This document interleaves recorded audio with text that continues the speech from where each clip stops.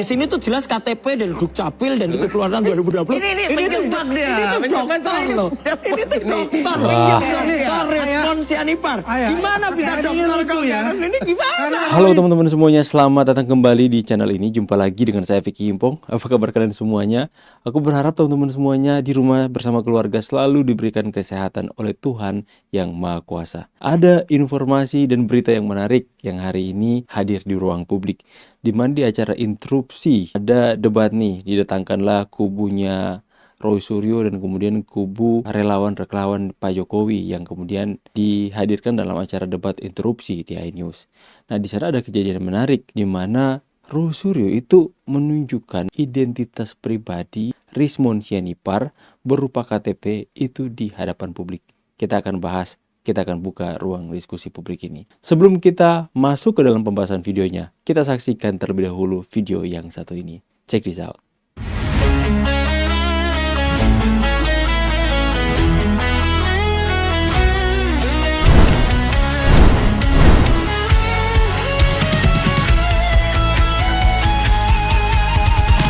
Dari utara sampai ke timur, suara jujur kini bergema.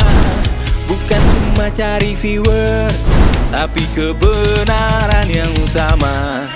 Melawan hoax dengan fakta, cerdaskan bangsa kan menjadi nyata.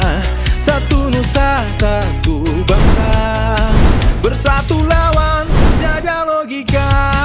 Kami adalah YouTuber Nusantara, bersatu untuk lawan hoax bersama. Tak gentar terus berkabar untuk bangsa demi masa depan Indonesia. Kibarkan semangat, ayo maju, tapaki jalanku dengan ilmu. Nyatakan ke semua media, kebenaran selalu juaranya. Runtuhkan narasi penuh benci, hujat kita bertebaran hancurkan negeri. Bersatu kita semakin teguh, YouTuber Nusantara maju. Oke teman-teman ya, jadi jangan lupa tanggal 3 April, jangan sampai terlewatkan karena kalian adalah bagian penting dari perjalanan YouTuber Nusantara. Kita sama-sama saksikan video yang lagi viral hari ini. Let's go. Fotokopi KTP Rismon dibuka Roy Suryo di acara TV interupsi. Namanya pakai gelar doktor. Roy Suryo tunjukkan KTP pribadi milik Rismon Sianipar di acara TV interupsi. Apakah menunjukkan identitas pribadi di hadapan publik adalah pelanggaran hukum jika yang bersangkutan keberatan? Nah, ini caption dari postingan ini teman-teman ya. Kita saksikan terlebih dahulu. Perubahan itu jadi ketika kita melaporkan ya saudara Rismon itu mengenai ijazah dia S2 S3 Yamaguchi yang dituduh palsu, yang diduga palsu tersebut. Dan ini sudah terkonfirm dari teman-teman kita yang di sana bahwa itu memang tidak ada ijazahnya. Sudah terkonfirm oleh Yamaguchi di sana, ya. Sudah terkonfirm. Sudah terkonfirm dan juga yang dikatakan mengenai surat kematian itu pun juga sudah terkonfirm. Jadi Maksudnya gimana? Kenapa Anda mengatakan seperti itu, Bang? saya katakan hanya begitu. Nanti kita lihat teman-teman datang dan itu sudah domainnya bukan domain kita. Interupsi Mbak ya. Karena itu domainnya adalah domain dari kepolisian, ya. Tolong Bang Andi jelaskan. Di sini tuh jelas KTP dari Dukcapil dan dikeluarkan 2020. Ini tuh dokter loh. Ini tuh dokter loh. Dokter respon Sianipar. Gimana bisa dokter kau ya? Ini gimana? Karena Roy itu selalu mengatakan Rismon itu Sahabat adalah saya. sahabat. Iya. Oke. Ini sahabat saya tuh dokter loh Untuk dia. katanya. Tetapi ya sekarang dia itu menghujat betul. Padahal itu Rismon melakukan itu karena hati nurani dia. Oke. Ya, untuk keluar dari Dokter toksik respon. yang dibuat oleh siapa? Aduh. Roy Suryo dan kawan-kawan Dokter itu. Karena Rismon. dia tidak afiliasi dengan kemana-mana. Oke. Dia Ini apa yang dilakukan oleh Pak Roy Suryo ini seperti menambah berat saja beban dari Rismon Sianipar. Ternyata gelar doktornya itu dibawa sampai ke KTP teman-teman, yang dibuka oleh Roy Suryo. Kita lihat dulu dari sisi di mana bagaimana Rismon Sianipar ini membuat KTP dengan adanya gelar doktor untuk namanya. Di KTP loh teman-teman. Coba kalian bayangkan jika dugaan ijazah Rismon ini adalah palsu dari Yamaguchi, S3-nya, gelar doktornya adalah palsu. Berarti dia melakukan penipuan juga. Ini masih diduga teman-teman. Jika terbukti. Melakukan penipuan juga di bagian pemerintahan, di Dukcapil teman-teman. Dia memalsukan gelarnya.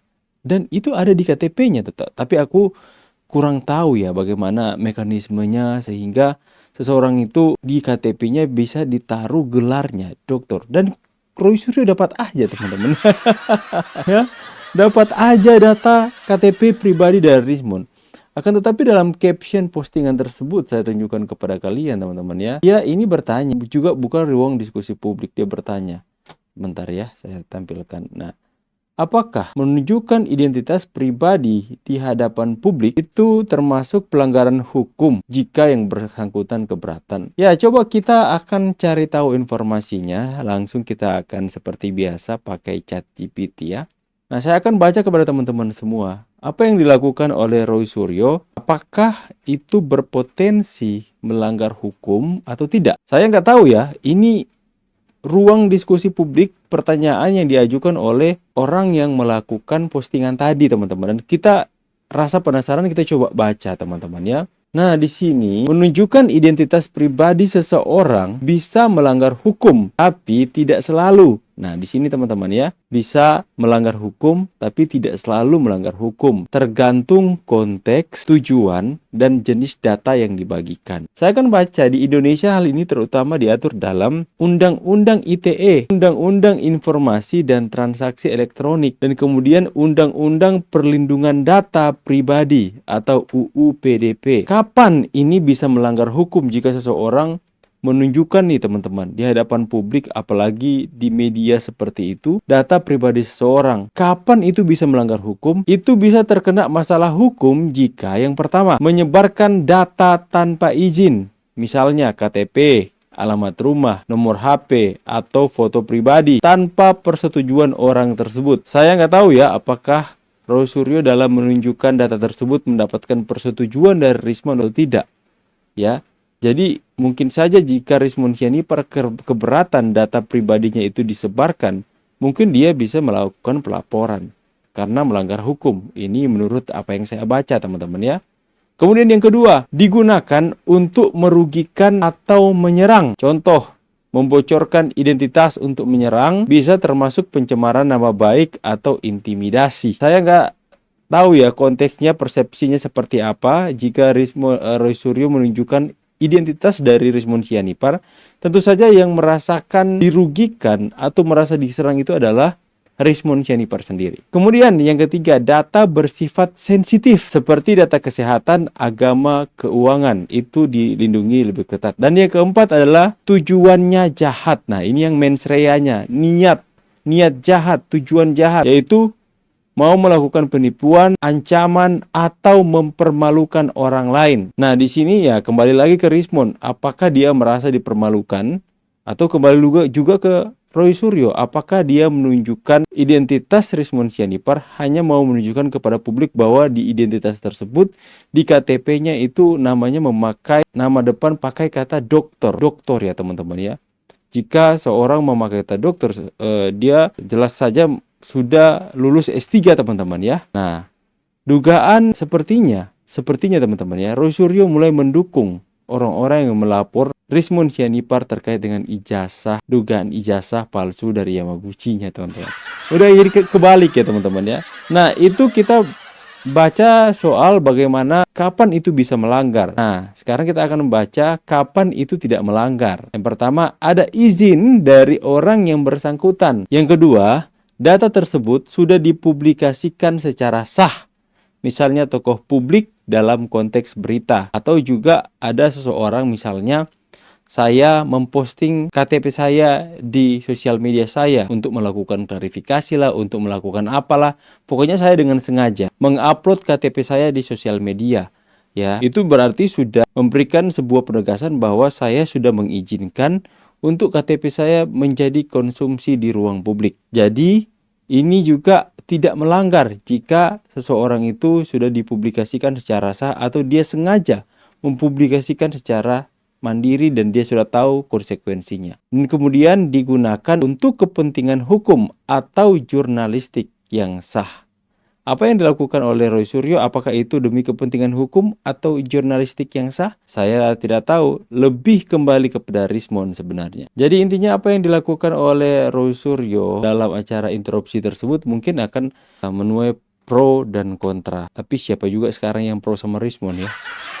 Kasian juga ya teman-teman ya.